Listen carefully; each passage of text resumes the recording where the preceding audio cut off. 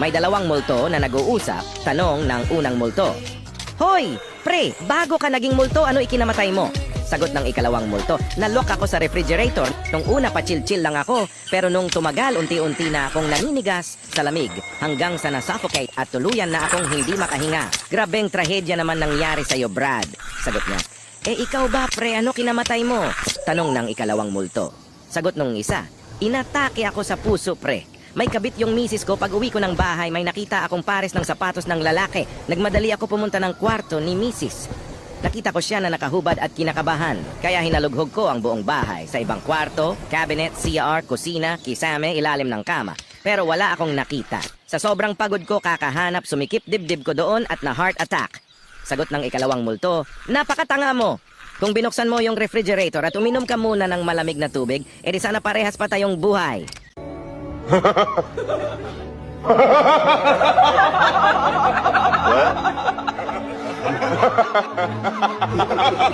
What?